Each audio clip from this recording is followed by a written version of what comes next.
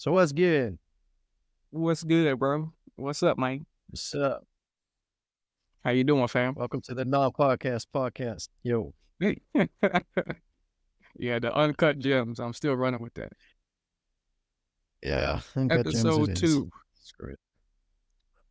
Is it This is episode 2? officially, yep, it's officially a series now. We started, Fuck. so once you get When past did we one, drop it? so man, Damn, what some was it like 3 months ago? what if yeah, it might have been. What if we chop this up by snippets? Will it still be a podcast or will it just be social content? uh, Maybe both. Nah, because it won't be long format anymore. Not true. I don't know. It is what it is. Yeah, it is what it is. So what's up with you though? On this non-podcast podcast. Nothing special, man. Same old, same old. What's up with you though? Cool. Nothing special, man. Same old, same. And this has been the second episode of this dumbass series, apparently. Yep, it's Cool. over. So It's a what do you wrap. want to talk about today? I don't know. You tell me what you want to talk about. What we deep diving into today. Hey, you had a topic in mind. I always have a topic in mind. It's your All turn. right, then bring it up. That's a damn lie. I have lots of topics in mind for our actual podcast that hasn't been released in a long while. Okay, well, we're not talking about that. We're talking about this. What you got in Yeah, mind and for about this? this, you had something in mind. Boy, you brought it up last week. All right. All right, fine. Shoot it through. People are starting to click away and shit. I want to know people's thoughts, like your thoughts on like do change ups matter in like music as far as like beats wise. Because I've been like kind of conflicted personally, like because I like adding value to an artist. So like adding bridges, change ups, unique intros and stuff like that for music. But I see a bunch of producers who just copy and paste things. And I also noticed that a lot of times like people just click off of a beat like around like a minute or so. Like they don't even get to the part where things change up. So I'm kind of conflicted. Like, does it really matter? Should I take the extra time and extra mileage to do a bunch of extra stuff? Like, is it important or not? Yeah, I guess that's a topic that's been a topic for the longest time, right? Because I've had moments where I've had my music reviewed, my beats reviewed by NRs and people related to sync and sync placements and all that. And in most cases, or maybe even in all cases, their feedback was always, you need to switch it up more. Like it needs to keep on being interesting, especially since it's an instrumental. It needs to be more interesting and more involving. But I think that was a lot of that was very keeping in mind of guiding your instrumental towards a music outlet, like a sync placement being the main part of it. So I can understand in those cases that it makes sense for your music to be ever evolving throughout the 3, 4, or 5 minutes that it's playing because it'll get repetitive. Unless you're maybe making a lo-fi beat for lo-fi chill playlists and all that, but even those have somewhat of an evolving matter. But as a beat maker, making beats for artists, I really don't know. I feel like a lot of artists will like those beats that have crazy flips all of a sudden, and the joint all of a sudden gets slowed down, the drum break changes completely. There's just a very obvious flip. But when it comes to the general construction of the beat, personally, I don't know if it affects that much the choice of the artist. Because I think that if they like the beat, they'll write to it. And there can always be changes made when the track is being built out. Now, obviously, I'm not saying make a 4-bar loop and repeat that shit for 3.5 minutes, because that would be tedious as hell for anyone. But I don't think it's crucial to have crazy ass flips throughout every single beat, throughout every single 8-bar loop. Yeah, for sure. Totally. But it's like I just noticed like people just straight up copy and paste things. Like it might not just be like a straight up 4-bar loop, but it might be the structure of the idea is like an 8-bar loop. And the hooks are the exact same and the verses are the exact same. Like no little dropouts, no little mutes, no little effects or nothing. It's just copy and paste. Like, what do you think about that? From the verse to the hook, or from one beat to the other? Just from like the verse to the hook. Like it's just copy paste. It's like they made one big idea, one like 8-bar loop, structured it out with the hook and the verse, just copy and paste. And that's the beat. Like they don't even take the incentive to like add a little like you said, it doesn't have to be like an extravagant change or like crazy drops or build ups or bridges, but like they don't even Yeah, take the but it's the time to do exact like a same. little it's the exact same. There's nothing like they don't tweak nothing at all. Yeah, I mean, obviously there are tracks, known tracks that have beats like that where nothing changes, even throughout the hook. That if you listen closely to the beat, it's the exact same from the verse to the hook. Just the vocals of the artist themselves are the changing factor that creates that hook feel.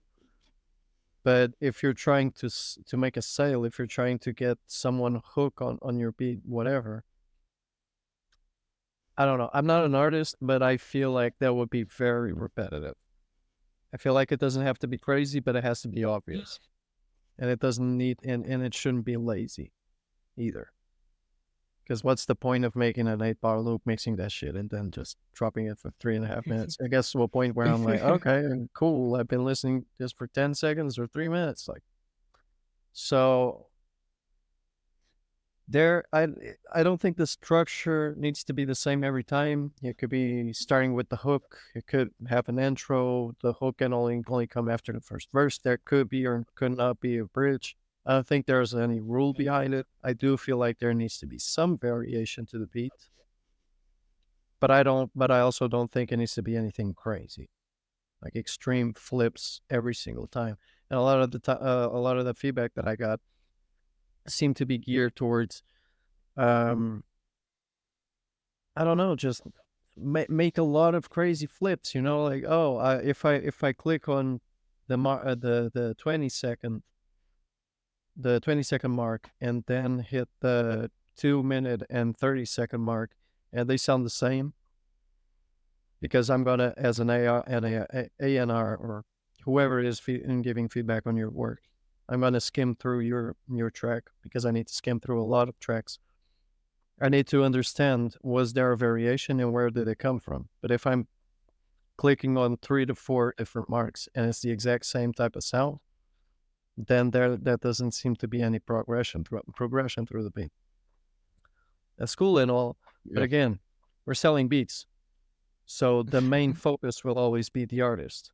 We provide the vibe, we provide the feel and the atmosphere of the track, and they actually provide the sustenance and the content behind the track. So that's what's ultimately gonna make the track feel different throughout the progress of the whole 3 to 7 minute mark of the track. So, and also and Yeah, that's also true. I think that the conversation is makes sense in both, but you have to keep in mind in both the pre sale, so to say, and the after sale um, moments, right? Because a lot of people are going to buy your beats, and that might be the last time you hear from them. They either won't make anything with the track, they'll make a track, but you won't find it anywhere, or they might actually drop it and you get tagged and everything. But there's always the scenario of whether or not you're going to be part of the post-production process. Whenever it's an artist that I know of, or that I actually network with that's using my work, I always offer the possibility of reworking the beat to the lyrics that they decide to make up. Because maybe their lyrics might, or the way that they're hitting the verses and the flows might give me an idea of maybe adding a different type of effect here, a different type of transition, some extra layering of instruments, what have you. Because again, I'm providing as a beat maker, and I'm not using the term music producer since we're just focusing on the beats as a product, but as a beat maker, I'm giving you the bed of the track. Now you're the one who's gonna actually have to give in the sheets and the pillows and all that shit, and I may or may not be a part of it, but I'm just giving you the fucking base of it.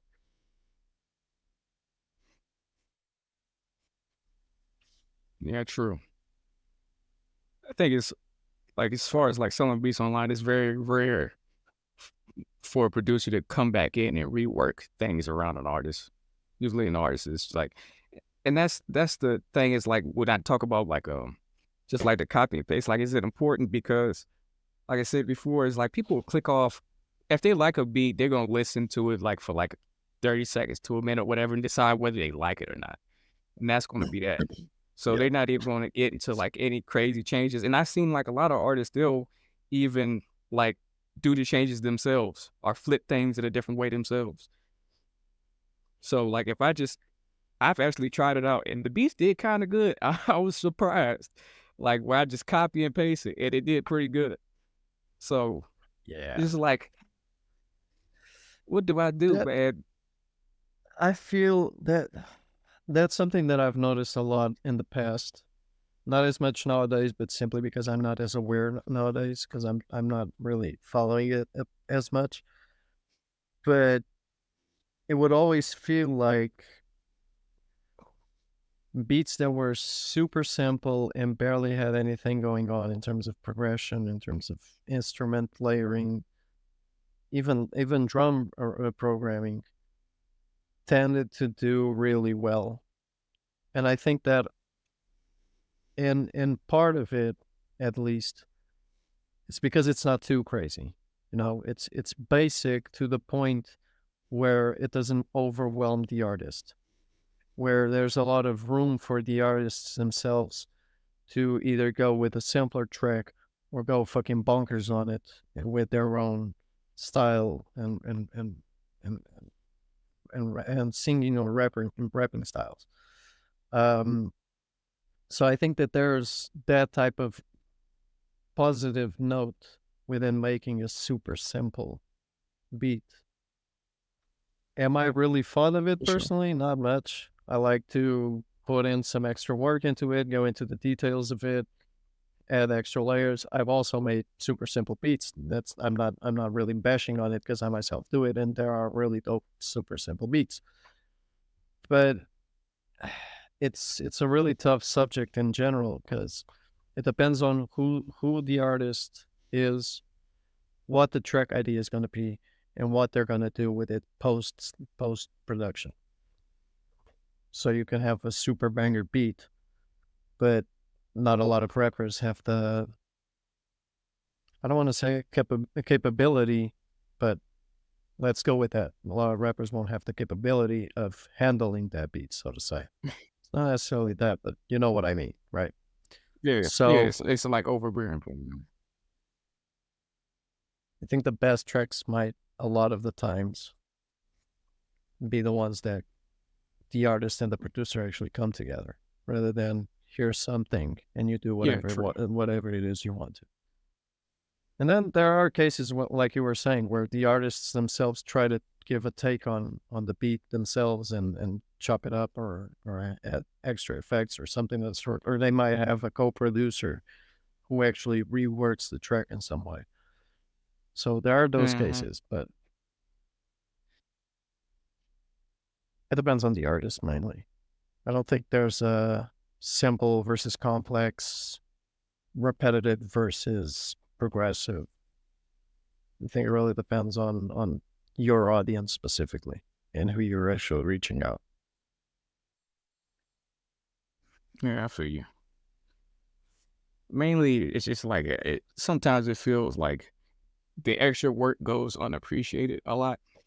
It's like I'm pouring my soul into some tracks. I'm like, man, this joint is gonna be crazy. People gonna love this, and then it Yeah. gets like the people's like, that's all right.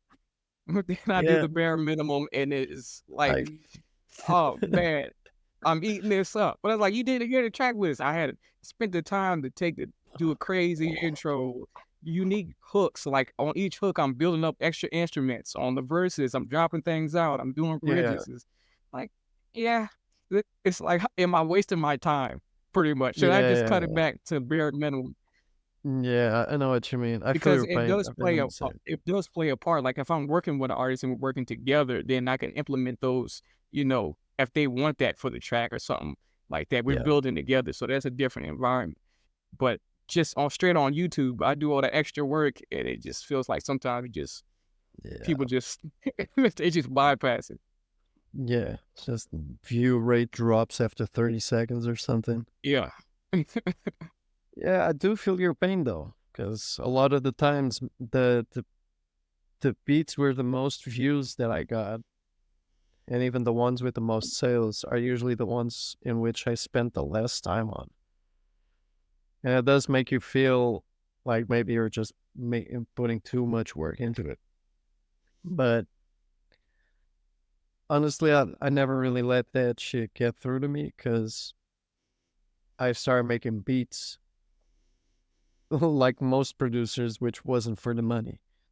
Because obviously you can make loads and loads of money on this, but it's a really risky business and you really gotta know what the fuck you're doing and invest in that shit. But if you're into music or you get into music, it's because you like music. It's not because of the money. Unless you're, I don't fucking know. Yeah. um, but yeah, I started making beats because I like making music. And if I start making beats that I'm not as proud of because they might sell more or they might get me more views or whatever, I'm not really making music that I enjoy. And so what's the fucking point? Because it's not sales. I don't really, obviously it's good to wake up to a fucking sale, Yeah, for but sure. I'd rather make music and look back into it and be like, damn, that actually was dopey. And not be like, oh, this beat got me 10 grand in a Yeah. month, but I fucking hate it. I can't listen to it any longer. You know? Yeah. Yeah, for sure. For Yeah. sure. At the end of the day, I'm still going to do those beats with the change ups and stuff, regardless of how well it does or poor it does or whatever, because that's just the musician inside of me. I got to do that. Like, but Yeah. I feel like I'm also coming to that realization. Not every beat needs that neither. The extra mile stuff. Oh, yeah. Yeah, I So don't think we gotta I'm just go. telling y'all, there's going to be copy and paste beats out there coming from me. More of them.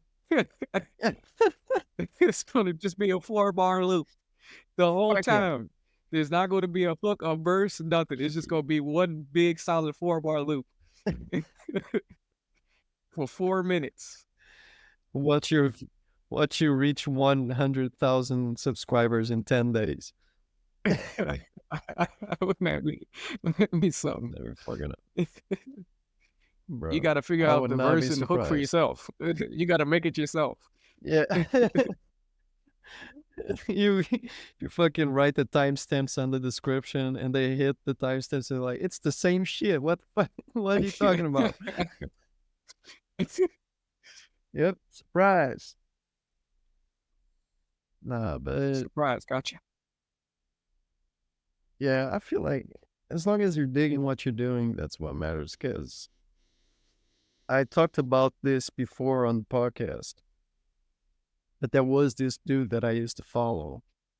And he wasn't the only one. He was simply one of the only ones that I was more attentive about. And most of his beats just sounded like the same. shit, like just a template, you know.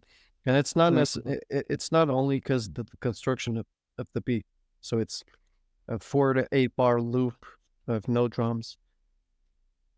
Then you have just a kick and the snare for 4 to 8 bars again, and then the rest of the drums, which is usually just another fucking hi hat and open hat. Not a lot of crazy stuff. Very little instruments. The hook doesn't variate a lot from the verse.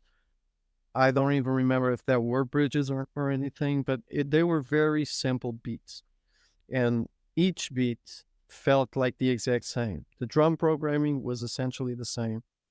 I know it also was influenced because of the genre he was creating music around. But still, like you know how you'll have reggaeton and drill, they have those very nuanced drum programming. So it was stuff like that. Um, but it just felt like a template. They felt like they were more around the same tempo, more or less around the same construction, programming, even the instruments. So it felt like you were listening to a variation of the same beat over and over and over and over again. And there were daily uploads as well. But the thing is, although this was repetitive, it worked because the dude blew up. He got a bunch of views, a bunch of subscribers, uh, I guess top charts on the selling platforms. So it fucking worked. And again, I'm not bashing him for doing that. It's a valid way of producing. I myself wouldn't be able to do that simply because from the creative end of it, it doesn't feel like it's creative. It feels like you're mass producing a product. Now, I haven't followed him up for a while now, so I honestly don't know whether he's changed up his style in the meanwhile. Because that's also something that even artists do, right? They will hustle and grind like crazy until they make it, and then they actually start doing what they fucking love because they want to make sure that they got the spotlight, right? And that makes sense because you'll see Logic, for example, who I fucking love. He was dropping album after album after album. Even nowadays, he's still releasing projects, but once he reached a certain plateau, you notice with him, and you notice with a lot of other artists, the consistency starts to pull back a bit, right? Because now it's not really about the grinding. The Yeah. grinding phase is for you to be seen, to get your shit over to people. Once you're past through the grinding phase, you can actually fucking enjoy the hill that you built up. You can actually focus on creating better projects, focusing on creating everything that you actually want to, and not go as much towards. And I'm not saying that artists do that, but it is common.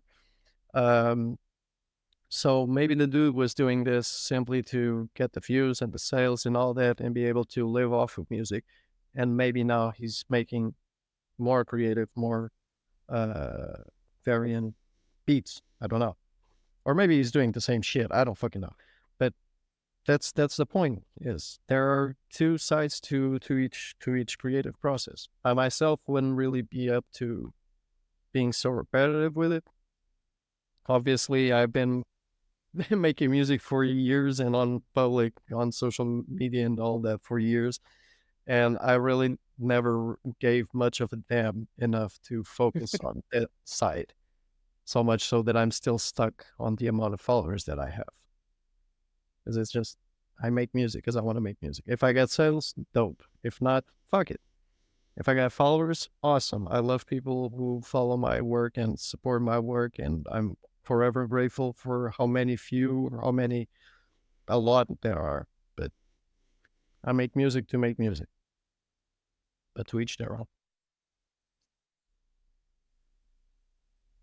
Yeah, I think the since you're more like free of you make music to make music, but it's like I guess in a way like the YouTube grind game kind of promotes that the easy way or the fast food way of putting out True, beats like that.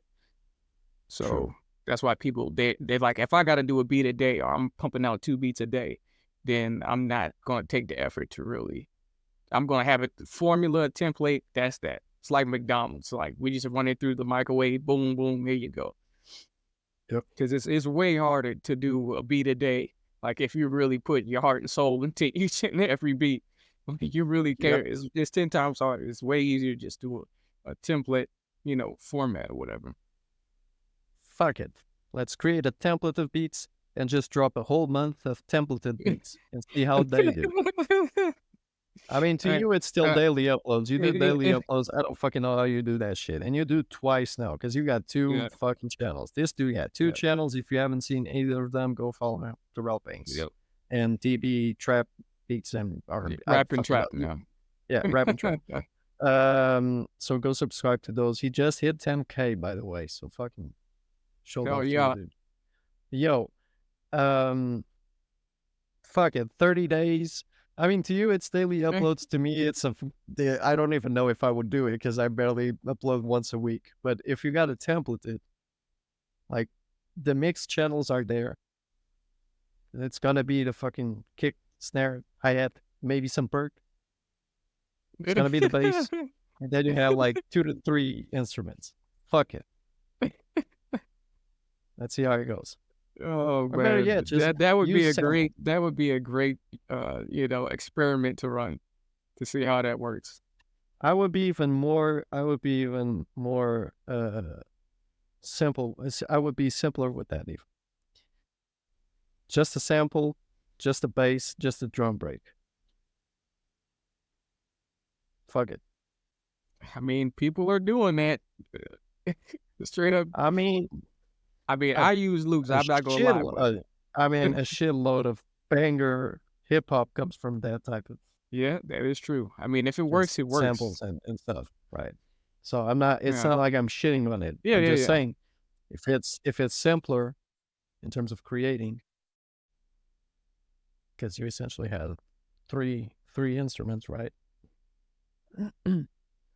It's just gonna be weird as hell when when someone buys the stems for it, and it's literally just 3 waves. Just 3 waves and a bus channel. Yeah, they're gonna be like, "Where's the stems at?" Those are the stems. Yeah, exactly. I feel like they would just all be bamboozled. Oh man, hey, it might work. It might work. Yeah. The tougher part of it is sampling. I guess there's a lot of dope ass samples that sounds like actual records. So yeah, true.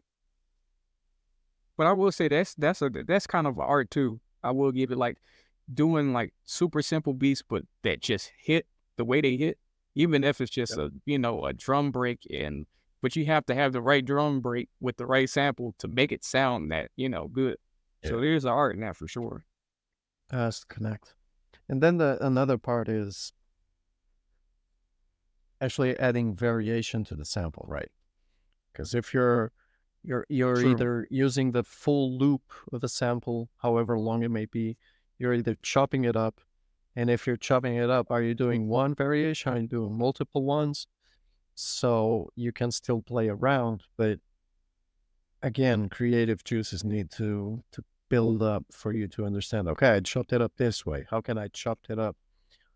Because obviously if you split it into 16 pads, it's easy to have small variations here and there. But then you get to the hook part, and that's where things get tricky, right? Because you either do a crazy-ass flip, you use a different part of the sample, you layer more instruments. So ultimately, you have to get jiggy with it at some point, and not just do the 4 to 8 jiggy with it. Yeah. But you did bring up a good topic, which was the YouTube grind. Do you feel like that's still a thing? Oh yeah, it's still a thing.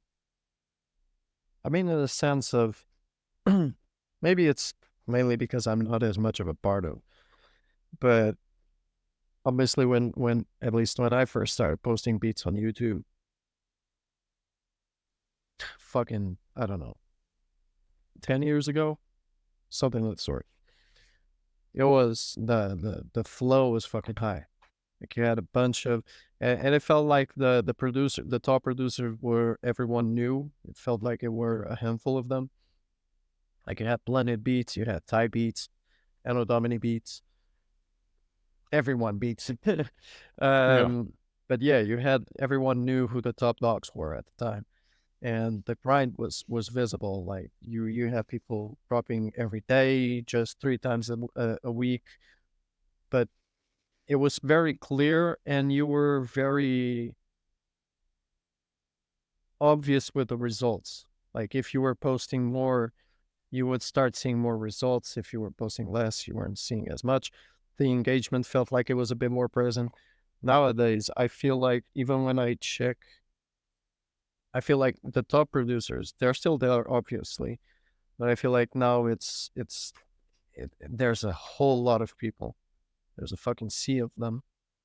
And whenever I try to check um, certain channels and certain beats, even if they have a lot of views, the engagement is very minimum. And it Yeah. feels I mean, like that's true. YouTube in general, not specifically to producers, but just the platform itself feels like it's degrading more and more. Subscriber count isn't going as high for a lot of people. View rates are low. Engagement rates again are very low. Because so what exactly would be the issue? And is there still a YouTube grind in the same sense as there was 10 years ago? Or is it more of a YouTube always worked or was always a medium to get to the sale? So people are just used to getting on it. Because nowadays I feel like I just post beats on YouTube for the fuck of it. Whereas 10 years ago, it actually felt purposeful to post beats on YouTube. I mean, yeah, for sure. The grind is different than it was then compared to now. Now it's like a, I hate using like the word oversaturated, but I mean it is, and it's way tougher, way tougher. Like you're not going to get the same amount of results 10 years ago compared to now. Yeah. Like even the top, the like you said, the top dudes, they have like 500,000 subs, or 200K subs, 100K subs, and they're barely cracking nowhere near their sub count numbers. Our views, our engagement. Yeah. Like it's the grind is way tougher.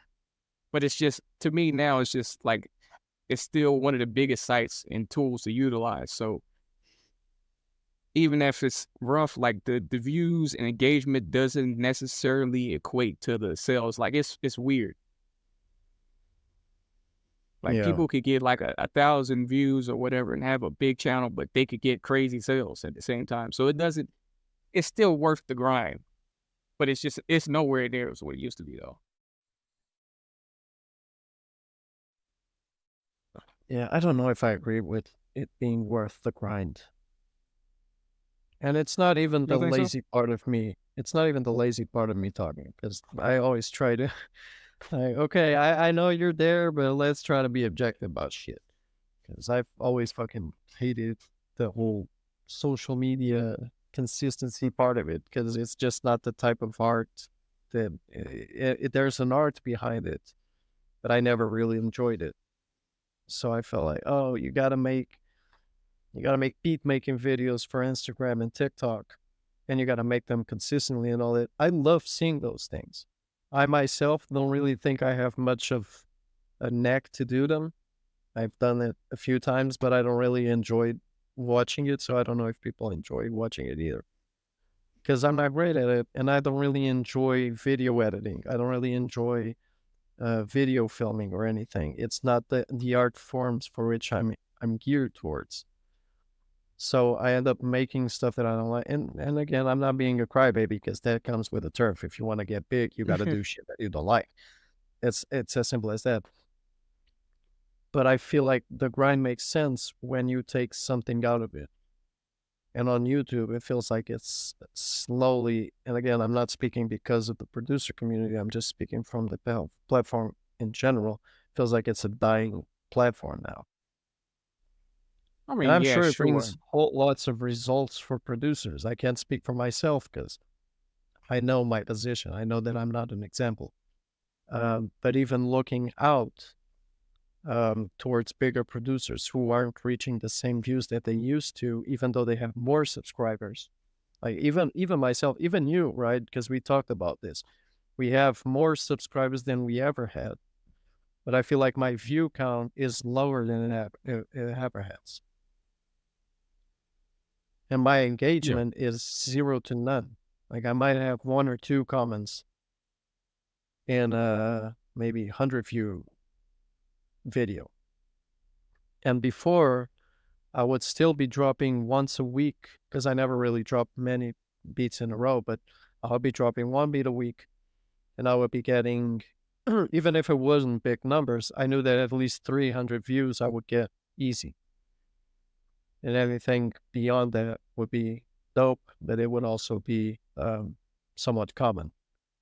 And nowadays it's tough just to get to 100.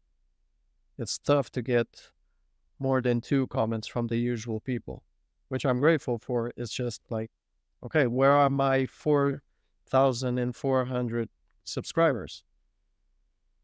Because they might have a bunch of other channels to check, but if they're subscribed to me, is no one checking? And they aren't, and it's cool. I get it, but it feels like there's a disparity of what you have and what it brings you from the platform. Yeah, for sure. Yeah. I don't know. Well, at the end of the day, YouTube is trash. Yeah, That's, I mean, that's just the fact. yeah. That's just the fact.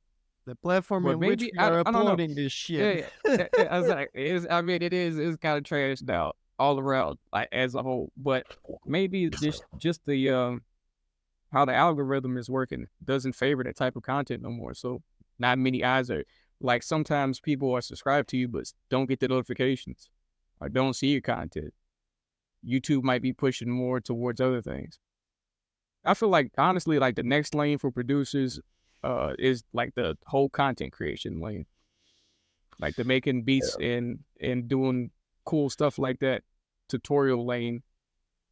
I see a lot more people doing have more success with that than doing Oh just yeah, beats for sure. alone. I feel like that was always a great bet because you're actually making it's not just, and again, I can't really speak because that's not what I do. But it's different if you're on YouTube and you're putting a still image, even if it has some sort of effects and a beat, versus an actual enticing tutorial, uh, video, beat making process video, what have you, that engages people more visually and makes them have to pay attention. And then, oh, okay, let's see the beat. Okay, I don't like the beat. Fuck this check. Yeah, stuff like that.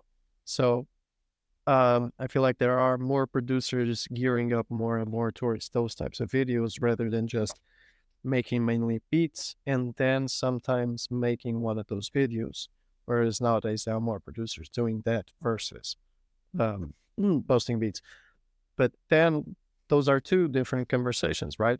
Because we're not talking about promoting your beats, we're talking about creating content.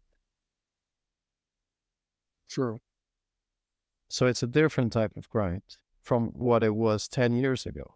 Because 10 years ago, you didn't have as many content creators uh, as you do now when it comes to beat making in that sense. And obviously, you did have, just not as many. And that comes along with a lot of stuff. There are you have more ways of making money from the content you create.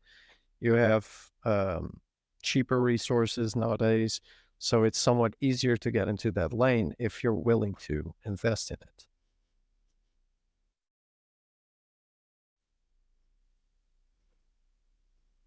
Yeah. I got to get on that grind. Yeah, a lot of producers are doing really well on that, and they're creating great content on it. You know what does even more amazing is What? producers shit talking about other producers. That's the biggest lane. Shit isn't. Yeah, those like commentary more so channels, not necessarily like creating showing their process, but like just commentating on other producers like beefs and shit like that. Like that's the new wave. Damn. Man, I've been off YouTube for way too long. I did not know that that was a whole thing. Oh yeah. Oh yeah. It's like people So just it's the they trashiest of them all. Damn, I can't wait for someone to use me as an example so that I can blow up off of hate. Yeah, that would be the fucking that jam. would be amazing. I would That'd be love it. great. Hey, if you're a producer, you're watching this and you hate my guts, please tell it publicly so that I can make something out of that. Yeah, so we get them views, baby. Yeah. Hey, no publicity is bad publicity. That's what they usually say. So, Right? okay. Yeah, but I did not know that that was. I mean, beef has always been a thing, and getting a kick out of it somehow has always been a thing. I just didn't know that that was a whole wave now. Yeah, it's like they just like commentary channels. They just sit back and comment on producer things, producer beefs, all that. So what? They just go on random ass meat maker channels and be like, "Yo, this beat is ass." No, not like that, but it's like content that they'll talk about another producer who's making content. I'll be like, yeah, Mhm. your content's trash or something like that. Ah, got it. Like it's Got a it. Got whole, yeah. it. Yeah, I think I've seen a few of those. I just didn't think it was a whole thing. Thought maybe it was like a few one-offs. Yeah. There are crazy good content creators out there. Oh yeah, for sure. A few of the ones I follow nowadays is Infinite and Ocean. They be doing crazy things. And there's definitely a lot of cool creators out there. But again, it's the art form that I myself aren't really enticed to creating. I like making music. Mm-hmm. I like designing. I'm a graphic designer as well. But when it comes to video format,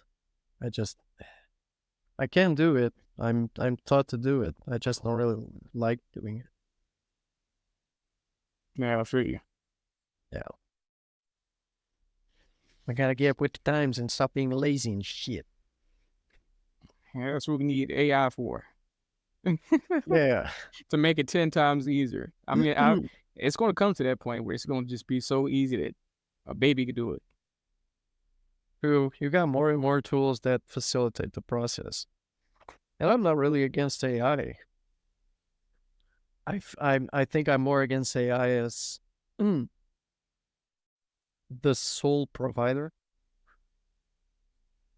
Yeah. versus being an auxiliary tool. Because I myself use AI for work.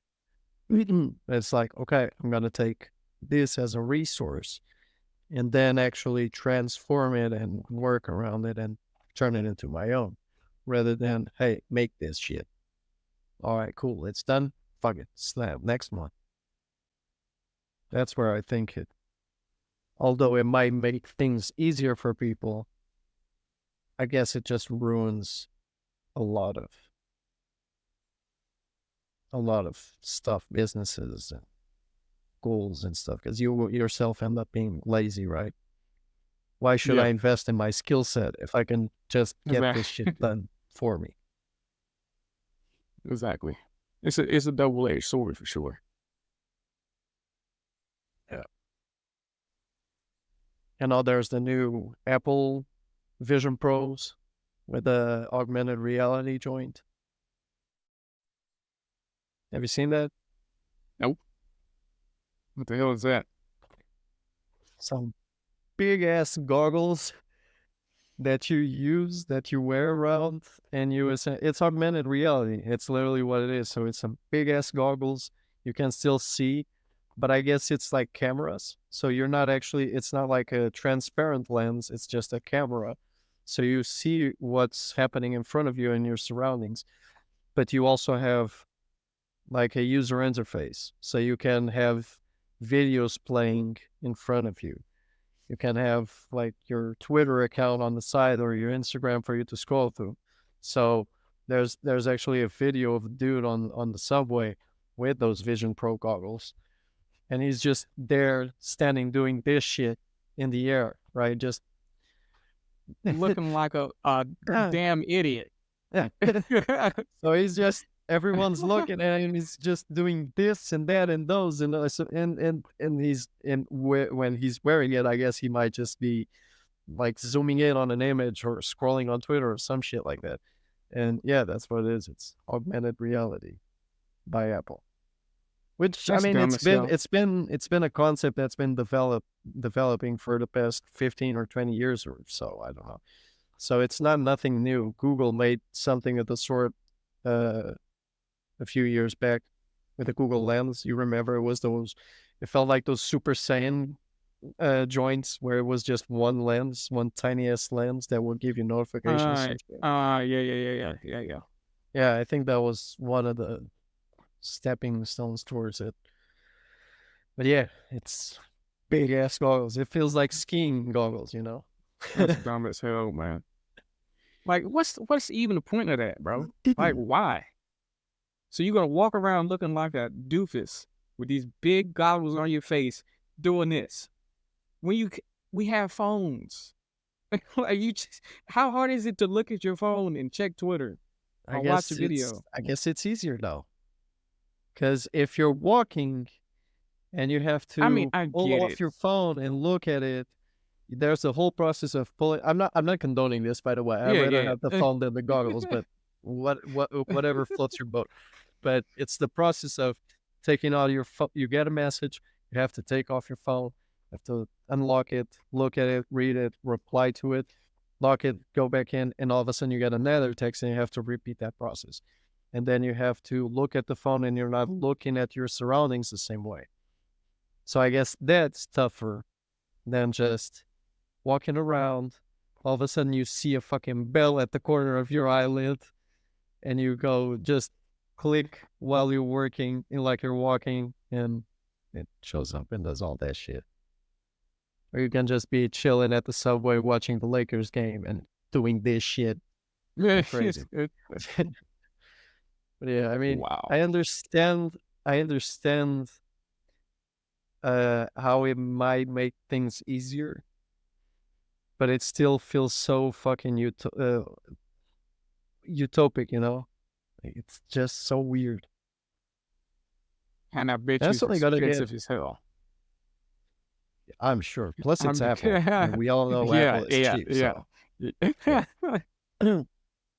But even That's Facebook crazy. did something with Meta, like Meta meets Ray-Ban, and they made like a pair of sunglasses from Ray-Ban that you could play Meta for with some shit like that. I don't really know what it was.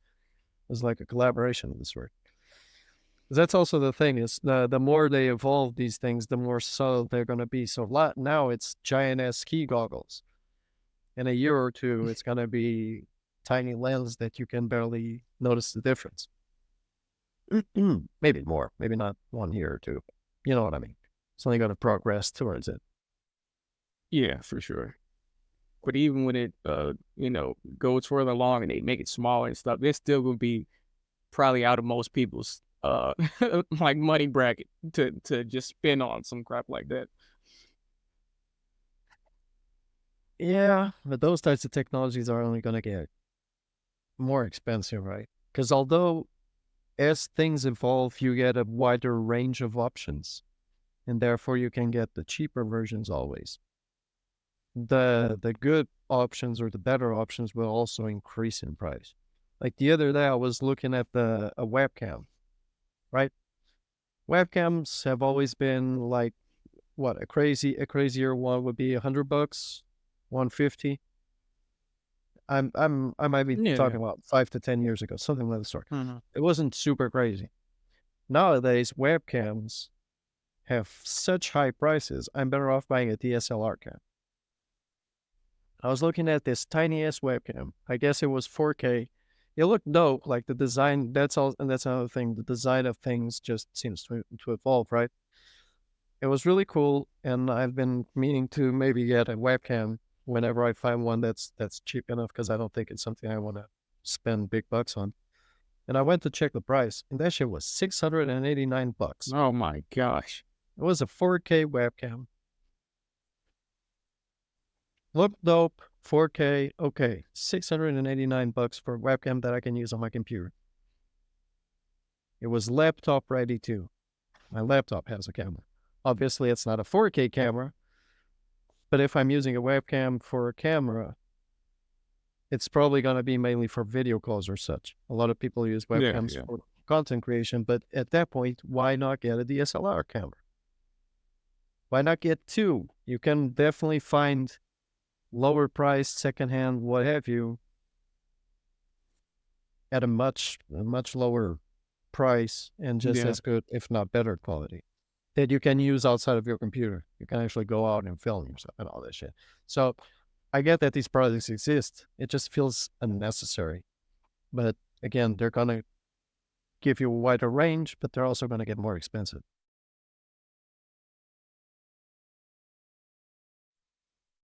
Tell you what, I ain't never gonna get that shit. I'm gonna be old school. Even if it becomes like just regular glasses or some little cool shit that's fashionable. Nah, that's not. I'm not doing I saw that. a meme. There's already memes going around about it.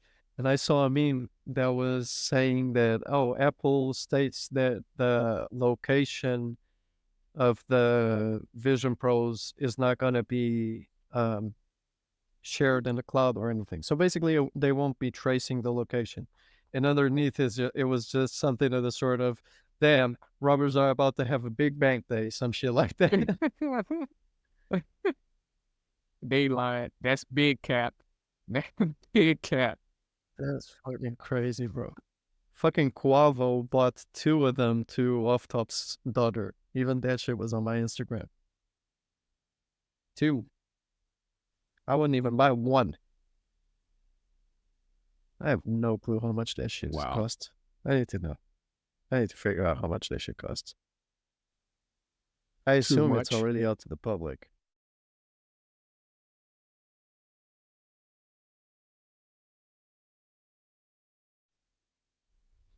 Gotta be a shitload. Goddamn. $3,499. Jesus. Yeah, they can keep that. Oh no, that's the cheaper version. That's the cheaper version with 256 gigabytes. The most expensive one with 1 terabyte is $3,899. So $400 extra. That's insane. I don't even know why the fuck it has storage. I don't know what you can do in it to the point that you need a terabyte of storage. Maybe you can play games on it. Imagine you're at school. You have the Vision Pros and you just decide to play Call of Duty. You're just there looking at the nothingness. That's insane. Oh, dude. That's crazy. Yep. The future is here. Can't wait for all the Black Mirror episodes to become a reality. Yeah, it's getting there. It's getting there. Yeah. Well, you want to wrap this episode? It's almost been an hour. Yeah, we can wrap it up. All right. So y'all, it's been a jam. It's been an Uncut jam. We talked about a lot of different stupid shit, but thank you for bearing with us. Y'all might not look at us at all, but we appreciate y'all. So till the next one, maybe. Who knows? Maybe the next one is the actual podcast. Probably not. Never know. Probably not. We'll see one day. It might come in our 10-year anniversary. We'll see. Yeah. All right, y'all. Peace, everyone. Catch you next time. Peace. Shout out.